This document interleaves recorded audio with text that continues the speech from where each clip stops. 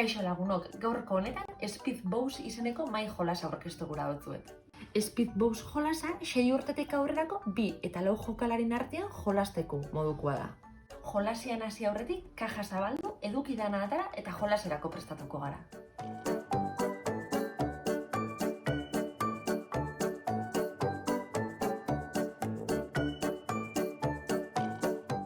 Speedboat jolasian jolasteko baditugu hainbat txartel, 2 aldetatik, eta honek izango di erronka txartela, bai?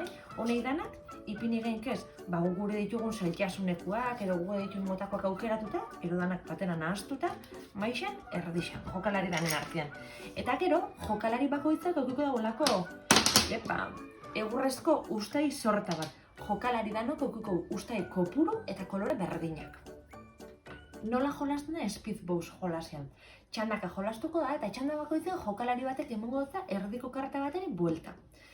Momentu horretan, 2 jokalarixek edo 3 edo 4 jolasten dabitzen jokalari danak inbarko dauena da txartelo horretan agertzen den erronka irudikatzen bere koloretako ustaiekin. Eta azkarren irudikatzea lortzen dagoenak txartela irabaziko dugu. Lehen esan duten moduan 2 jokalarixek aldi berian inbiko daue, baina 2 esku ez dauketenez, jokalari bakarra irudikatuko dut. Oi, ama, ia lortzen dutena.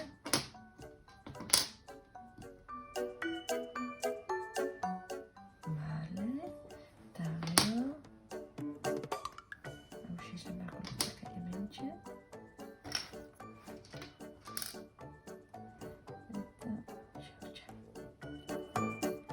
Lehenenguko jokalarixak azkarren eta modu egokixan egiten dagoen jokalarixak irabaziko dau txartela.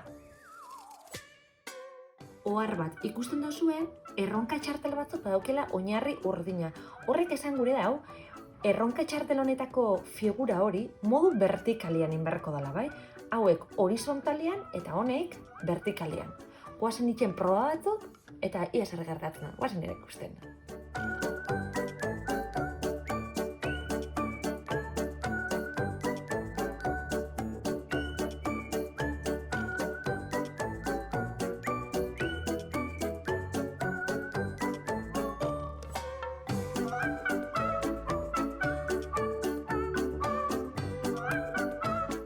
Txartelak, erronka txartelak eskinetan badauki behi punto bat, edo 2 punto, edo 3, edo 4 punto, bai? Puntua zine horrek adieraziko erronka txartel bakoitzan zailtasun maila, beraz, gure baldin badago, aukeratu genke bat eta 2 puntokoekin jolastu eta erronka samurra hauekin jolastu, edo 3 eta 4, eta zaila hauekin ero danak batera. Eta gogoratu, batzuk horizontalian direla eta beste batzuk vertikalian. 5, noiz bukatuko da Speedboat jolasa? 10 erronka txartel eskuratzen dauen lehenengoko jokalarixak irabaziko dau eta orduantxe bukatutzat emongo da jolasa. Hauxe da Speedboat jolasa, abilezia, azkartasuna eta motrizitate fina jokuan jarteko modukoa.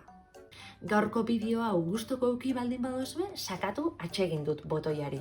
Eta aurrera etorriko dien mai jolasen azalpen bideoen berri eduki gura baldin baduzue, harpidetu gure YouTubeko kanalera edo segiadi gure sare sozialei.